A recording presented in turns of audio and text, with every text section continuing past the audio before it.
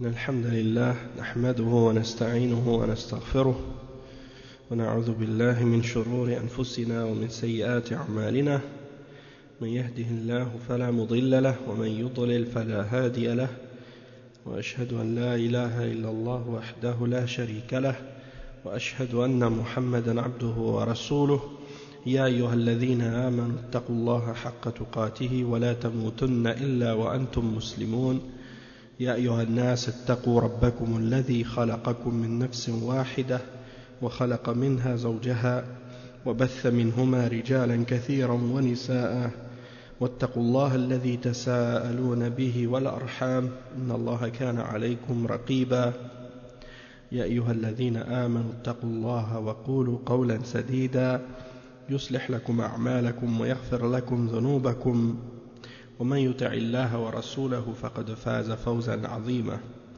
أما بعد وإن خير الكلام كلام الله وخير الهدي هدي محمد صلى الله عليه وسلم وإن شر الأمور محدثاتها وكل محدثة بدعة وكل بدعة ضلالة وكل ضلالة في النار أما بعد.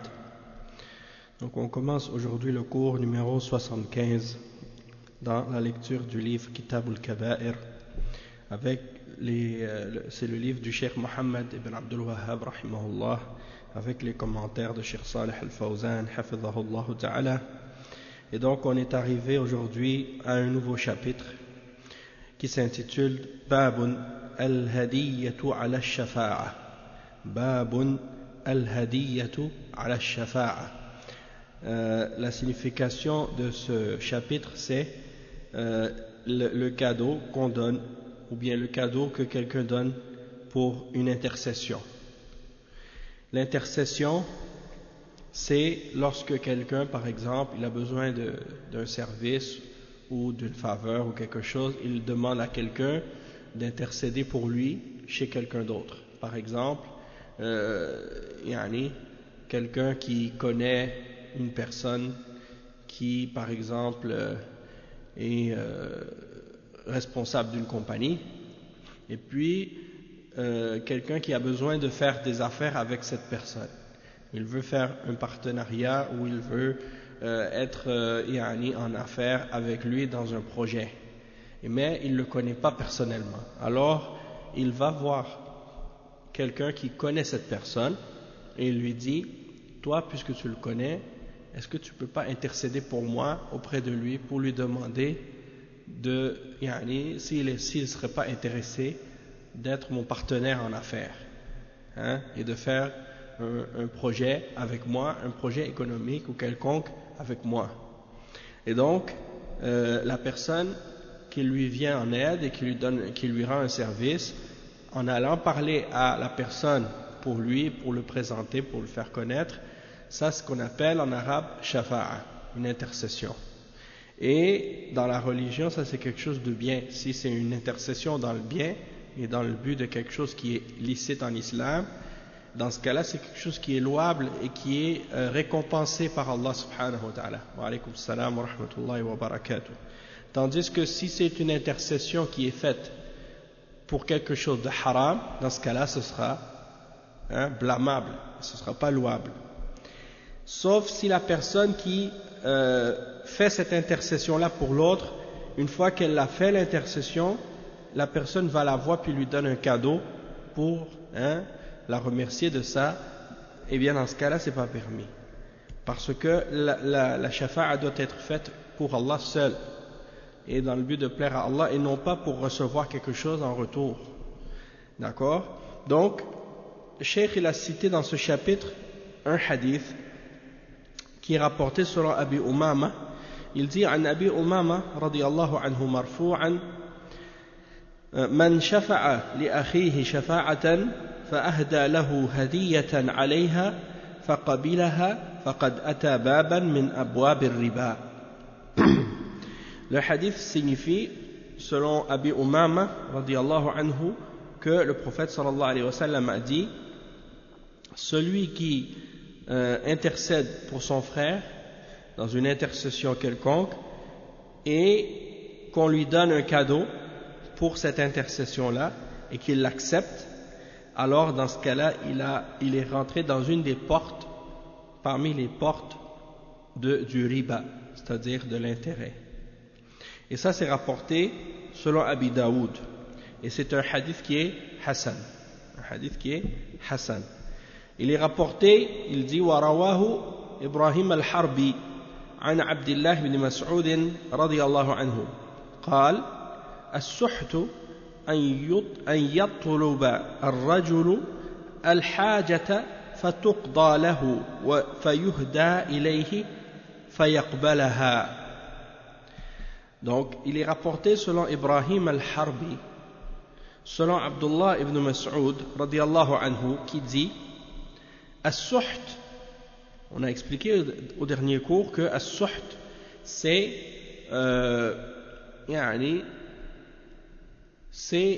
al-Rishwa. Al-Rishwa. C'est-à-dire, Al-Rishwa, pardon. Al-Rishwa, c'est quoi? C'est le pot de vin. On a dit que c'était le pot de vin.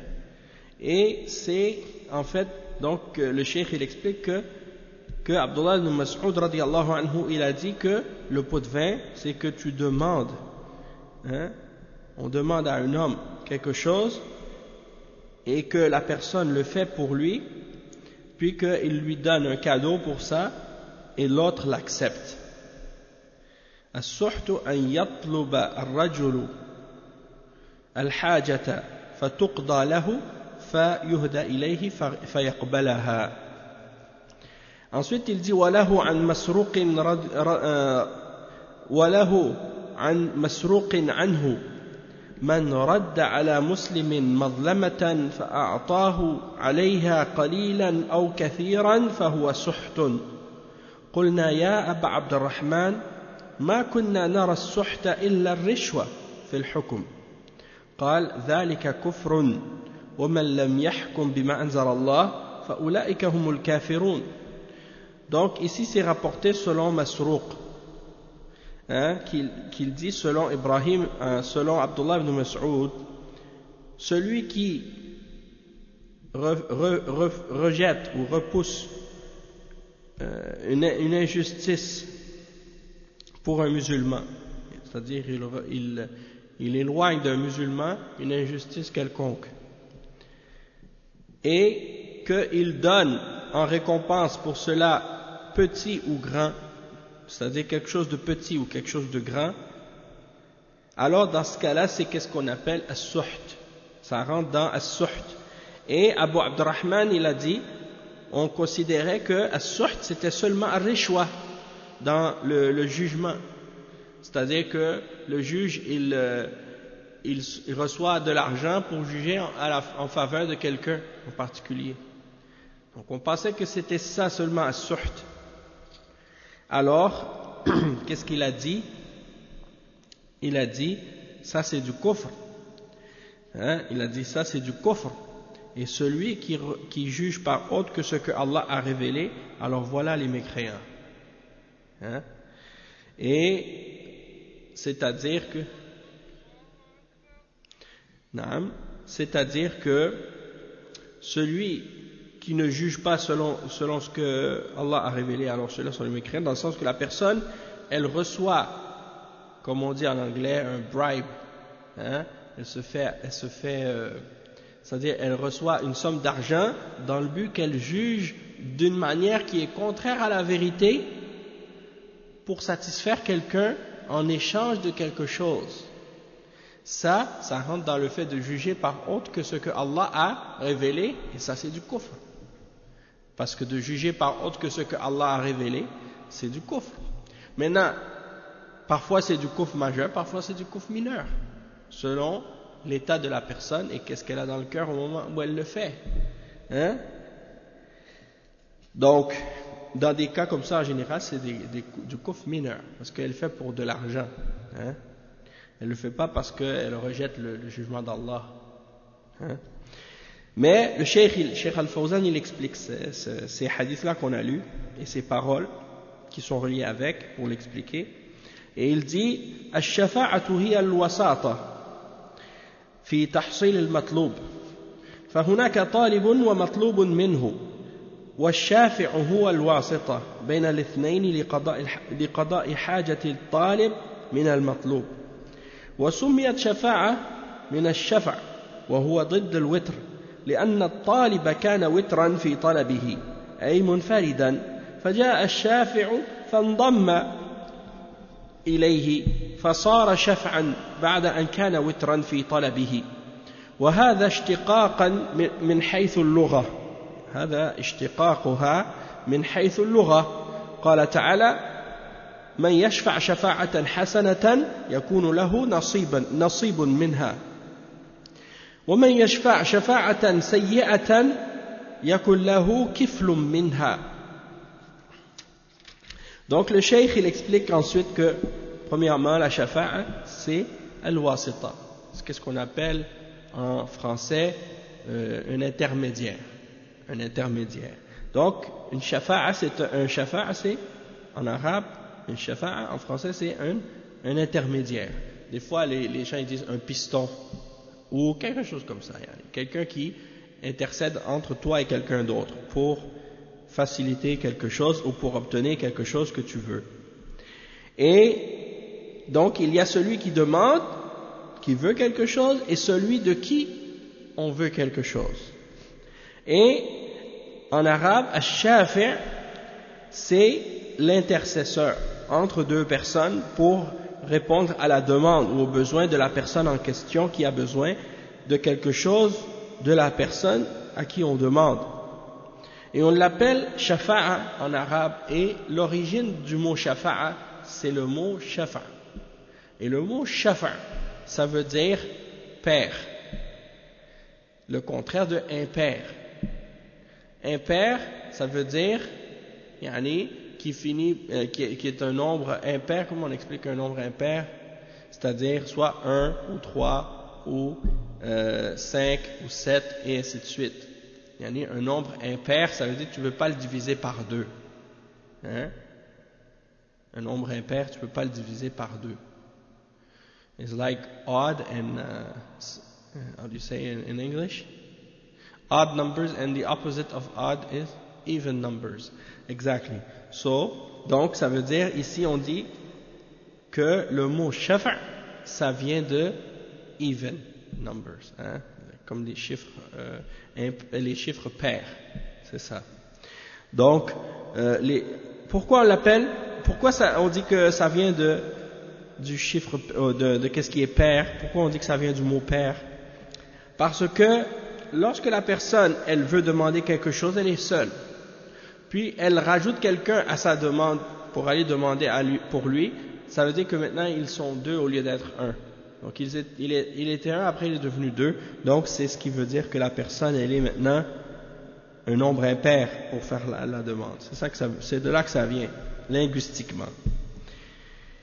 Tandis que Allah subhanahu wa ta'ala dans le Coran il mentionne ce point-là et il dit: quiconque fait une bonne intercession, il en aura une part.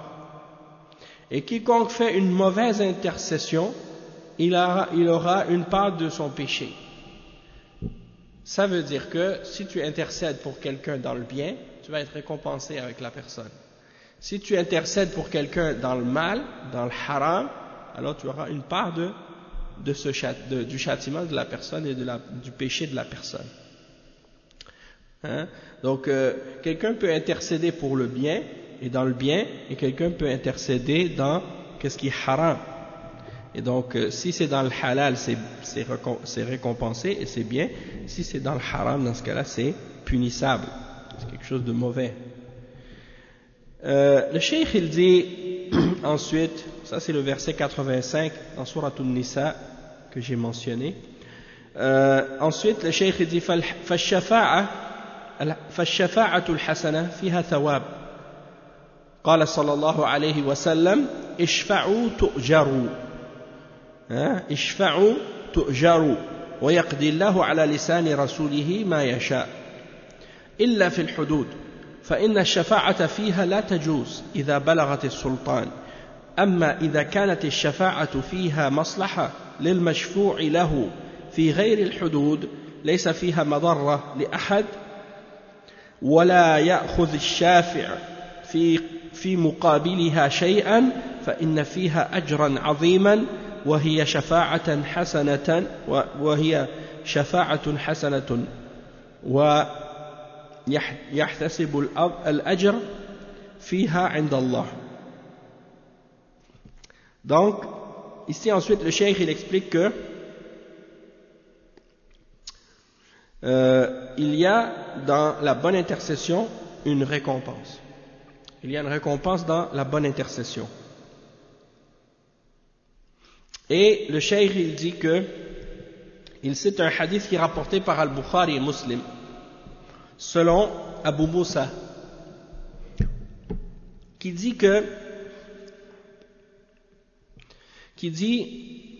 faites intercéder, vous serez récompensé. Yani ishfa'u tu'jaru. Intercédez, vous serez récompensé. Et Allah juge par la langue de son messager ce qu'il veut. Il décrète par la langue de son messager ce qu'il veut comme jugement. Excepté dans les peines de la charia. Dans ce cas-là, si tu intercèdes dans les peines de la charia pour qu'elles ne soient pas appliquées une fois qu'elles sont arrivées devant le juge, alors dans ce cas-là, c'est pas permis. C'est quelque chose qui est interdit. C'est-à-dire, quelqu'un, il a fait un crime, on l'a attrapé, on l'a amené devant le juge. Maintenant, toi, tu viens parler au juge, tu dis au juge, épargne-le de la peine. Je te demande, j'intercède en faveur de cette personne pour que tu ne fasses pas appliquer sur lui le châtiment prévu par la charia. Ça, c'est pas permis. C'est une intercession qui est interdite. Tandis que dans d'autres cas, une shafa'a dans laquelle il y a un bienfait pour la personne qui a besoin qu'on intercède pour elle, et que c'est en relation avec quelque chose qui est autre que les peines, alors dans ce cas-là, s'il n'y a pas de tort qui est fait dans cette intercession à quiconque, alors dans ce cas-là, c'est permis de le faire, et la personne qui le fait, elle sera récompensée d'une grande récompense, parce que c'est une bonne intercession, et elle recevra la récompense de cette intercession-là auprès d'Allah. Bien entendu, la personne qui fait cette intercession-là, elle ne doit pas prendre en retour quoi que ce soit de la part de celui qui fait la demande d'intercéder pour lui. Et le cheikh il explique ensuite, il dit wa amma hadithu Abi Umama man shafa'a li akhihi shafa'atan shafa'atan hasanatan fa ahda lahu ay al-mashfu' lahu hadiyatan لأن الأصل أن لا يأخذ شيئا لأنه يريد الأجر الأخروي فلا يطلبه بأخذ الأجرة الدنيوية لأن هذا يعطل الشفاعة بين الناس فإن أخذ هذه الهدية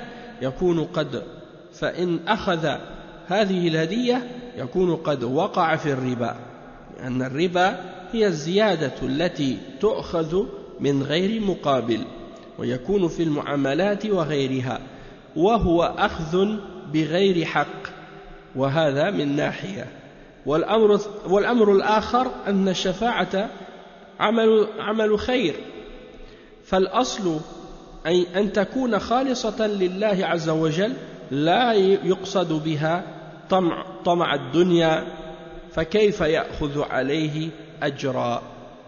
Donc le cheikh il explique que selon le hadith de Abi Umama, celui qui intercède pour son frère dans une intercession quelconque, c'est-à-dire une bonne intercession, et qu'on lui donne, c'est-à-dire à la personne pour qui on a intercédé, elle donne un cadeau à celui qui intercède, alors à la base il ne devrait pas le prendre. Il ne devrait pas le prendre. Pourquoi? Parce qu'il doit vouloir par ça la récompense dans l'au-delà, pas dans cette vie d'ici-bas. Alors, s'il prend la récompense de cette vie d'ici-bas, ça veut dire qu'il ne veut pas la récompense de l'au-delà. Et en agissant ainsi, en même temps, il fait en sorte que les gens, ils il dit, ça va faire en sorte que l'intercession maintenant, elle sera, ce sera quelque chose de délaissé parmi les gens. فإن أخذ هذه الهدية يكون قد وقع في الربا. S'il prend l'intercession, il va tomber dans qu'est-ce qu'on appelle le riba, c'est-à-dire l'intérêt. Et il dit l'intérêt, c'est un surplus qu'on prend sans quelque chose qu'on donne en retour. Et il dit ça, c'est dans les interactions, dans toutes les transactions qu'on fait avec des gens, et c'est quelque chose qu'on prend injustement. Ça, c'est d'un point de vue. D'un autre point de vue, c'est que l'intercession, c'est une bonne action, c'est une œuvre de bien que tu fais. Et à la base, tu devrais le faire uniquement pour plaire à Allah seul, et non pas pour obtenir un bienfait ou quelque chose de la dunya. Alors comment pourrais-tu accepter une récompense pour cela? Le cheikh il dit ensuite: وما روي عن إبراهيم الحربي عن عبد الله بن مسعود السحت أن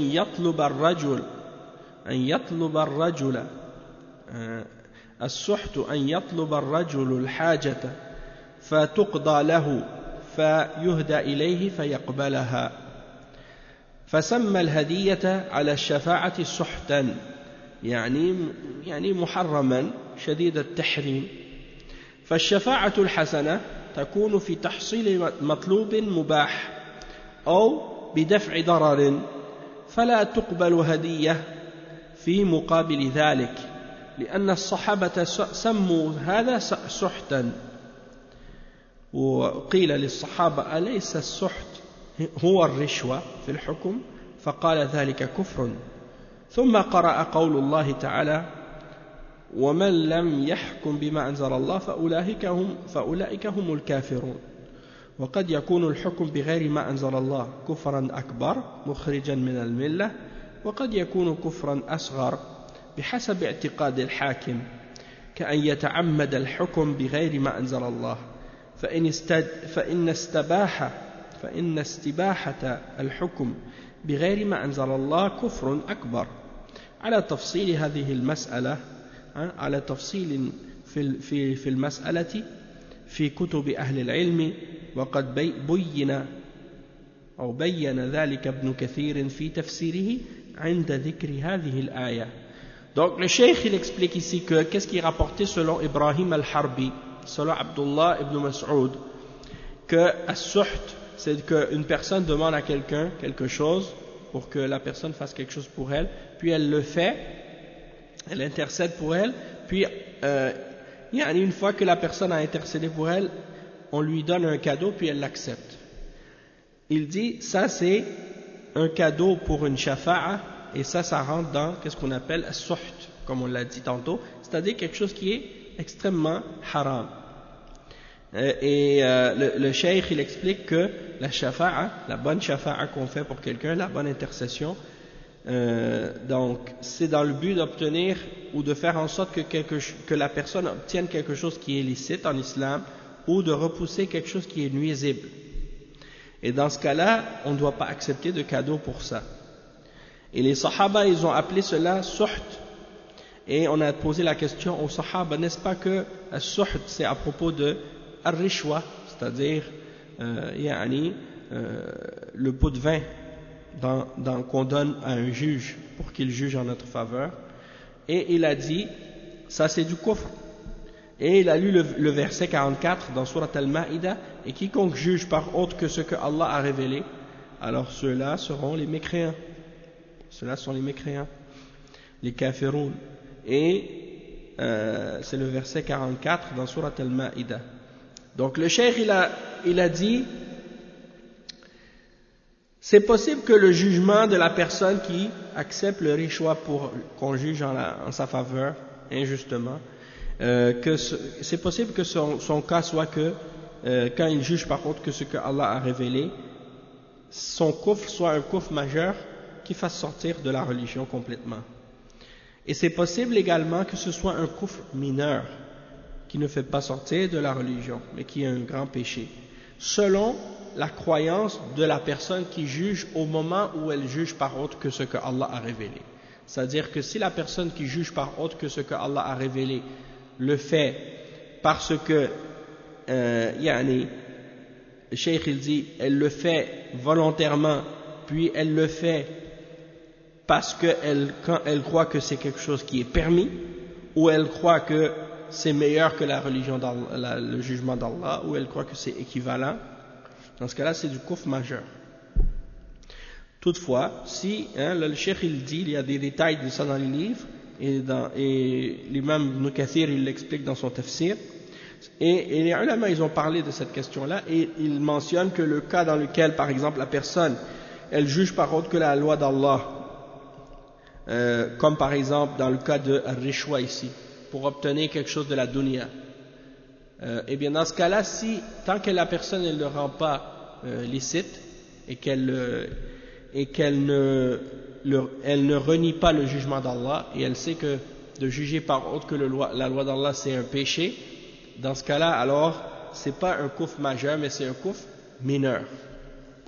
Wa alaykum salam wa rahmatullahi wa barakatuh. Les braves, ça va alhamdulillah. Naam. Donc on arrive maintenant à un nouveau chapitre. Je vais vous dire le titre, puis on va commencer, Inch'Allah. Le nouveau chapitre qu'on va commencer maintenant, c'est un chapitre qui s'intitule Bab al-Ghaloul. Et al-Ghaloul, c'est, comme on l'a expliqué au dernier cours, on avait un chapitre là, on a parlé un petit peu de ça rapidement. Al-Ghaloul, ça veut dire le butin qu'on a volé. C'est-à-dire, on a pris une part du butin avant qu'il ait été distribué par le dirigeant ou par le responsable. Ça c'est haram.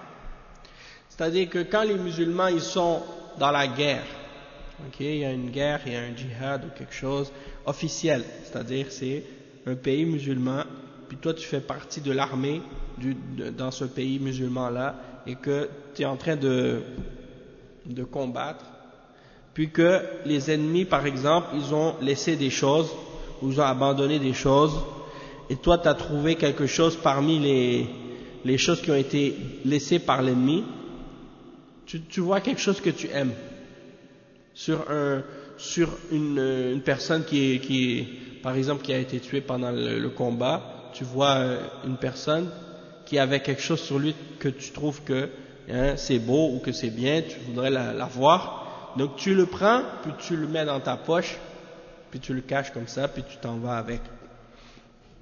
Alors ça, c'est qu'est-ce qu'on appelle le ghaloul. C'est-à-dire, tu as volé, tu as pris quelque chose du butin sans qu'on te l'ait attribué après qu'il ait été distribué par le dirigeant, par le chef de l'armée ou celui qui représente le dirigeant. Et on va donner des exemples de ça. Le cheikh, il mentionne ici le verset 171 dans Surat 161, pardon. Verset 161 dans Surat Al-Imran,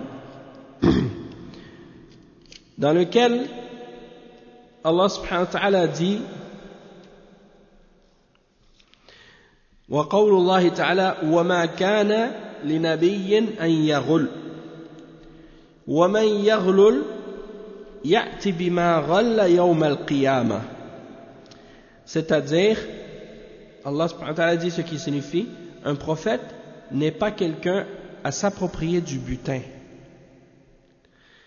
Quiconque s'en approprie, c'est-à-dire sans que on lui ait donné, sans que le dirigeant lui ait donné, il viendra avec ce qu'il se sera approprié le jour de la résurrection. Ça c'est le verset.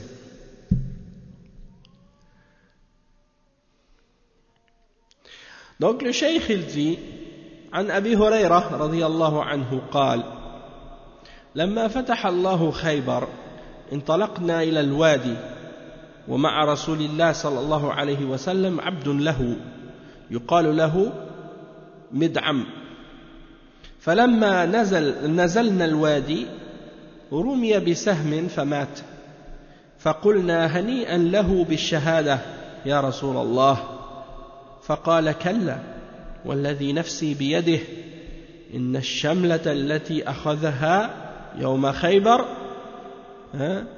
لتلتهب عليه نارا أخذها من المغانم لم تصبها المقاسم.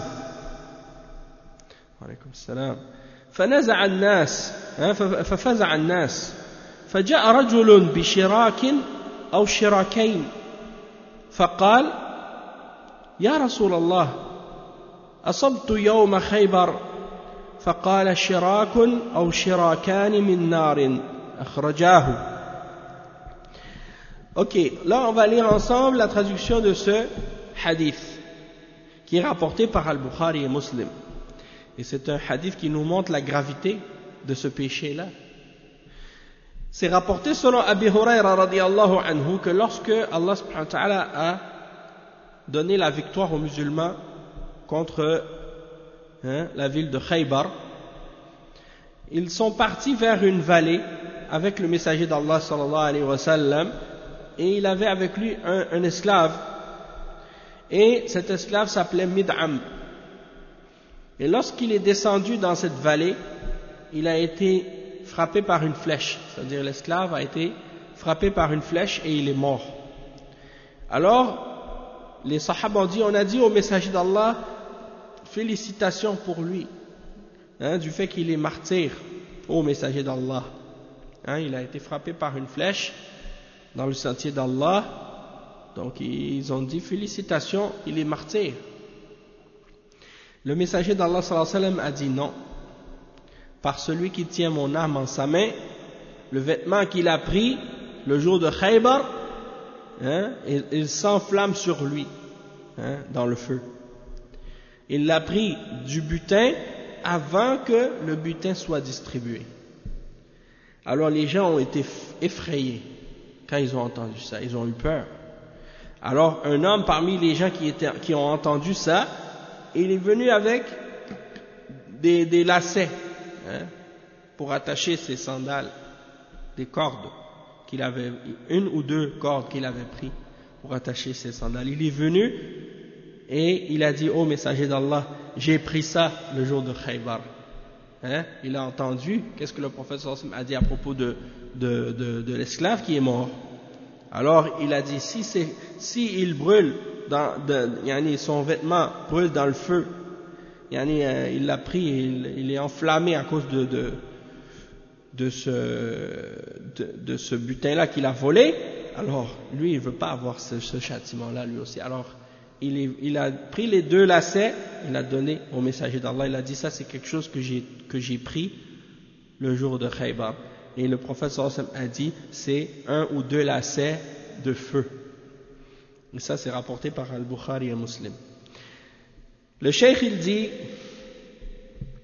Cheikh Al-Fawzan hafidhahullah, il dit تحدثنا فيما مضى بأن الغلول ينقسم إلى قسمين، غلول يؤخذ من المغانم وغلول العمال الذين يأخذون الهدايا. Donc il dit que Al-Ghaloul, ça se divise en deux catégories. Une catégorie c'est Al-Ghaloul qu'on prend dans le butin. Et l'autre Ghaloul, c'est le Ghaloul des employés, pas des employés, mais des gens qui, par exemple, partent pour recueillir la zakat, puis ils acceptent les cadeaux qu'on leur donne, pendant qu'ils ramassent la zakat. Donc ça, c'est deux formes de Ghaloul. Il dit وأما حديث أبي هريرة فقال لما فتح الله خيبر انطلقنا إلى الوادي إلى آخره، فالمراد منه أنه على المجاهد إذا أخذ غنيمة أن يرجعها لأنها أمانة فيدفعها إلى المغانم لكي تقسم، ويكون هو من ضمن الذين تقسم عليهم، ولا يقول أنا وجدتها وهذا في الحديث أن النبي صلى الله عليه وسلم أثناء غزوة خيبر مشى وهو وأصحابه في واد وكان مع النبي صلى الله عليه وسلم عبد مملوك له أصيب بسهم فقالوا هنيئا له الشهادة بناء على ظاهره فقال النبي صلى الله عليه وسلم كلا والذي نفسي بيده إن الشملة التي أخذها لتلتهب عليه نارا والشملة نوع من الكساء يلبسه الإنسان إما أن يكون إزارا ورداء أو قطعة واحدة وكان قد أخذها هذا العبد قبل القسمة. Donc le cheikh il explique, il dit que le hadith de Abi Huraira radiyallahu anhu, alaykum salam wa rahmatullah, le hadith de Abi Huraira radiyallahu anhu, naam, donc le cheikh il mentionne ensuite le hadith de Abi Huraira radiyallahu anhu et il dit, lorsque Allah subhanahu wa ta'ala a conquis la ville de Khaybar, il dit nous sommes partis vers une vallée jusqu'à la fin du hadith. Qu'est-ce qu'on veut dire par cela? C'est que la personne qui fait partie des combattants, si elle a pris quelque chose dans le butin pendant le combat ou après, avant qu'il y ait eu la séparation et la distribution du butin, il doit la remettre, il ne doit pas le garder. S'il a pris quelque chose, il doit le remettre dans le butin pour que le butin soit divisé. Et comme ça, il va faire partie de ceux, de toute façon, qui ont participé au combat, donc qui vont recevoir une part du butin. Et donc, il ne va pas dire, ça je l'ai trouvé, donc c'est à moi. C'est pas comme ça le butin. C'est pas, tu trouves quelque chose, tu le gardes. Non. Tout ce que tu trouves pendant le combat ou après le combat, des butins de la guerre, tu le prends, on le ramasse, on le rassemble et le responsable, le dirigeant, il va distribuer à chacun sa part du butin. Et il ne dit pas, moi j'ai trouvé, je le garde, non. Et donc, dans le hadith, il dit, le prophète sallallahu alayhi wa sallam, il dit, pendant la bataille de Khaybar, il marchait avec ses compagnons dans une vallée, et il y avait un esclave qui était avec le prophète sallallahu alayhi wa sallam, et il a été frappé par une flèche. Donc il est mort. Et les sahaba ont dit, ah, félicitations pour lui parce qu'il est martyr. Et donc, il se basait sur ce qui était apparent. En apparence, il semble que quelqu'un qui est mort dans le sentier d'Allah, il sera martyr. Et, wa alaykum salam wa rahmatullahi wa barakatuh. Et, ils ont dit donc, en apparence, il semble que c'est un martyr. Donc ils ont dit, c'est un martyr. Le prophète sallallahu alayhi wa sallam a dit non. Par celui qui tient mon âme en sa main, le vêtement qu'il a pris, il s'enflamme sur lui. Le vêtement qu'il a pris, il s'enflamme sur lui. Et le vêtement en question, ça peut être qu'est-ce qu'on appelle ash-shamla. Wa alaykum salam wa rahmatullahi wa barakatuh. Donc ash-shamla, c'est soit le rida et l'izar. L'izar, c'est qu'est-ce qui couvre le bas, et le rida, c'est qu'est-ce qui couvre le haut. Ou bien c'est un vêtement d'une seule pièce qui couvre le corps, comme le qamis par exemple. Et qu'est-ce qu'il dit ensuite le cheikh? Il dit qu'il avait pris ça avant que le butin soit distribué. Le cheikh il dit فأخبر النبي صلى الله عليه وسلم أنها ستتحول إلى نار يعذب بها فدل على أن الغلول يمنع من تحصيل أجر الشهادة فإذا قتل المجاهد وكان غالا لا ينال أجر الشهادة فإذا كان الغلول يمنع أجر الشهادة فجاء رجل لما سمع النبي صلى الله عليه وسلم لما سمع النبي صلى الله عليه وسلم يقول ذلك بشراك أو شراكين والشراك سير النعل الذي يكون على ظهر القدم وكان قد أخذهما وما ظن أن لهما حكم المغنم فقال النبي صلى الله عليه وسلم شراكان من نار والمعنى أن الغلول يوجب النار وإن كان شيئا حقيرا فما أخذ من الغنيمة مهما كان صغيرا أو كبيرا قبل القسمة فإنه يكون غلولا ونارا على صاحبه. Donc le cheikh il explique que la signification, en fait il dit que le prophète sallallahu alayhi wa sallam il dit que ce vêtement là il va se transformer en flamme par laquelle il sera châtié. Et donc ça c'est la preuve que al-ghaloul, quand quelqu'un vole ou prend quelque chose du butin avant que le butin soit distribué, eh bien il sera privé à cause de ça de la récompense du martyr. C'est-à-dire qu'à cause de qu'est-ce qu'il a volé du butin, il ne va pas être considéré comme un martyr à cause de ça. Et donc il dit, donc ça veut dire que le al-ghaloul, ça enlève ou ça empêche quelqu'un d'avoir la récompense du martyr. Lorsque un homme a entendu cette parole, il est venu au messager d'Allah sallallahu alayhi wa sallam avec 2 lacets qu'il avait pris et il les a donnés au prophète sallallahu alayhi wa sallam. Lorsqu'il a entendu le messager d'Allah sallallahu alayhi wa sallam mentionner ce qu'il a dit à propos du vêtement de l'autre, de l'esclave qui est mort. Alors, il est venu et il a dit, parce que shirak c'est les ficelles par lesquelles on attache notre sandale. Il pensait que c'était quelque chose d'insignifiant, donc il n'a pas pensé que c'était nécessaire de le remettre dans le butin, de le mettre dans le butin. Il ne pensait pas que ça faisait partie du butin parce que c'est quelque chose qui est méprisable, c'est quelque chose de petit. Alors le prophète sallallahu alayhi wa sallam a dit, ça c'est 2 lacets qui seront dans le feu, 2 lacets de feu. Wa alaykum salam wa rahmatullahi wa barakatuh. Donc il dit, ça veut dire que al-ghaloul, ça fait en sorte que la personne est dans le feu. Ça amène quelqu'un dans le feu de l'enfer, même si c'est quelque chose de méprisable ou de petit. Donc tout ce qu'on a pris du butin, peu importe que ce soit petit ou grand, avant que le butin ait été divisé et distribué, eh bien la personne qui l'a pris, eh bien ce sera du feu pour elle au jour de la résurrection. Et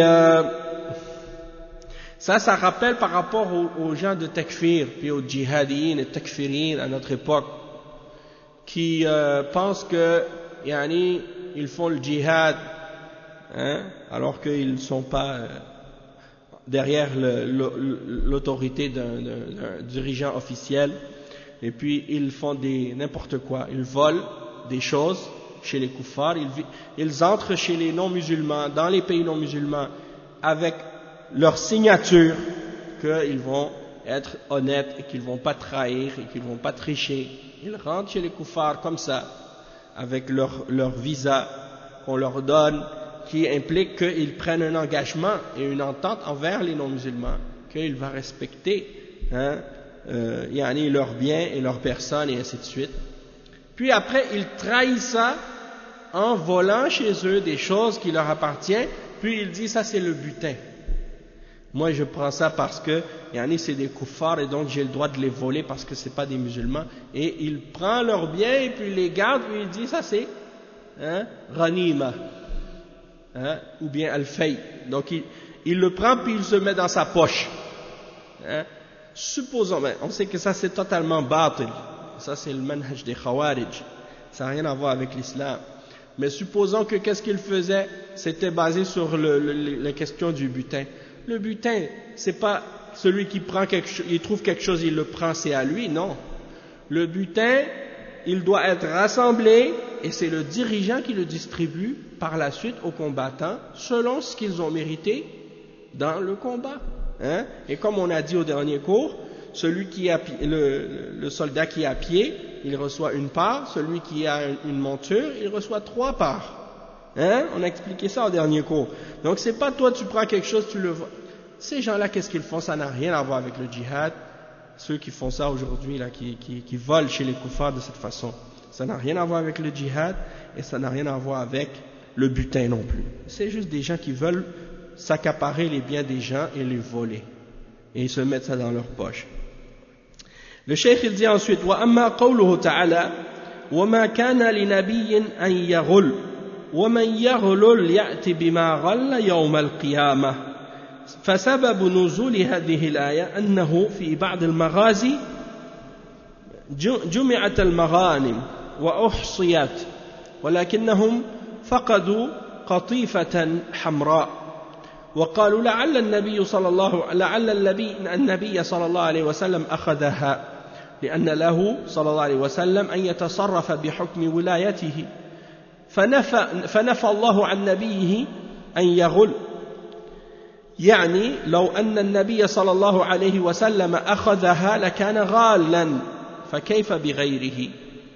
Donc le cheikh il explique et il dit en ce qui concerne la parole du verset qu'on a lu tout à l'heure, le verset dans Surat Al-Imran 161, on a dit que Allah subhanahu wa ta'ala dit, ce qui signifie, il n'appartient pas au prophète de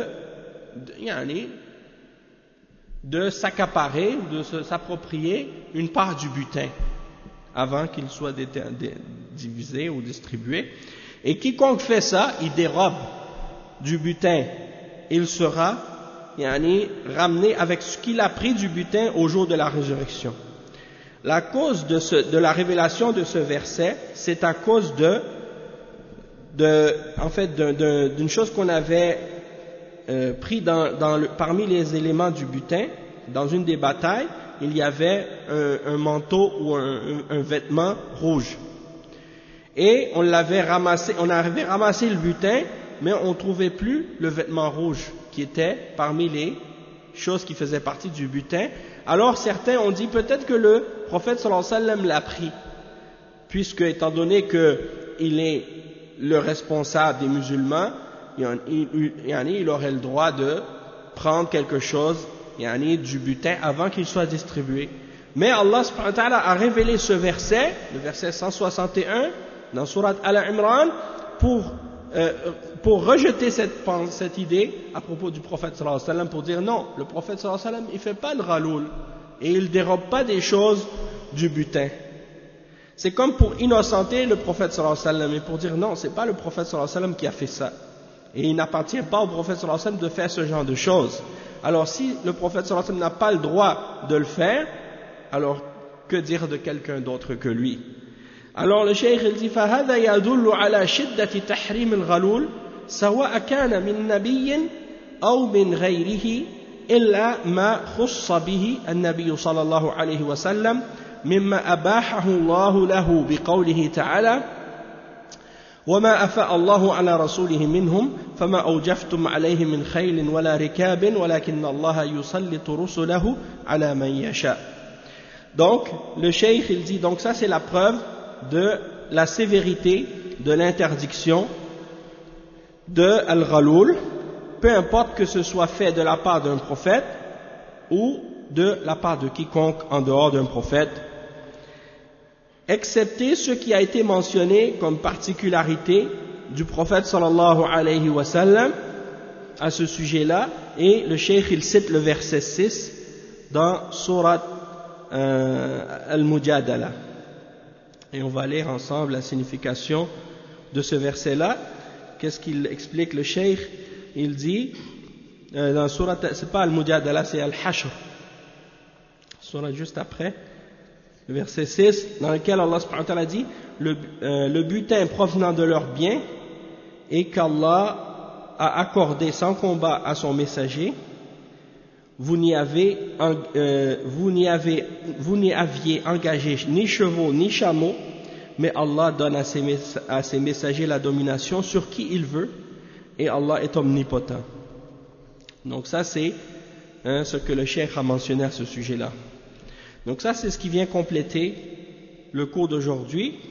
Donc on va s'arrêter ici, mais juste avant de terminer, pour répondre à une question qu'un frère il avait posée au dernier cours par rapport à la rishwa, parce qu'on parlait de la rishwa, et puis un frère il disait, hein, c'est Omar je pense qui me posait la question, si par exemple quelqu'un il va par exemple pour demander son droit, quelque part dans certains pays, qu'il va aller pour demander un papier ou quelque chose, et on va le faire attendre et attendre et attendre et attendre pendant des semaines et des mois, tant qu'il ne va pas payer quelque chose pour obtenir qu'est-ce qu'il a de besoin, hein, et qu'il demandait dans ce cas-là qu'est-ce qu'on fait et c'est quoi le verdict par rapport à ça.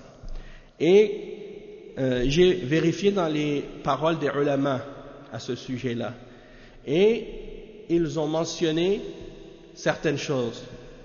Parmi eux, il y en a qui ont dit que la personne en question, elle a besoin de son droit, et que l'employé qui le prive de ce droit-là et qui exige indirectement ou sans le demander explicitement qu'on lui graisse la patte, comme on dit, hein, qu'on lui donne un pot de vin, il faut se plaindre auprès de lui, auprès de ses supérieurs, c'est-à-dire aller ramener l'affaire à ses supérieurs ou à la cour ou à un recours légal quelconque pour faire en sorte que son droit lui soit donné. Si par exemple le fait de faire ça, ça ne va pas lui faire obtenir son droit après qu'il a fait tout, il a utilisé tous les moyens légaux possibles pour obtenir son droit et que ça n'a pas fonctionné, alors dans ce cas-là, s'il paye pour obtenir son papier, pour lui ce sera une nécessité et donc il n'aura pas de péché de l'avoir fait, mais ce sera un péché pour celui qui va accepter l'argent, parce que pour lui ce sera une rishwa. D'accord? Donc ça c'est la parole, qu'est-ce que les ulama ont expliqué à ce sujet-là. Wallahu ta'ala a'lam. وصلى الله وسلم على نبينا محمد وعلى آله وصحبه أجمعين اللهم صل سبحانك اللهم وبحمدك أشهد أن لا إله إلا أنت أستغفرك وأتوب إليك.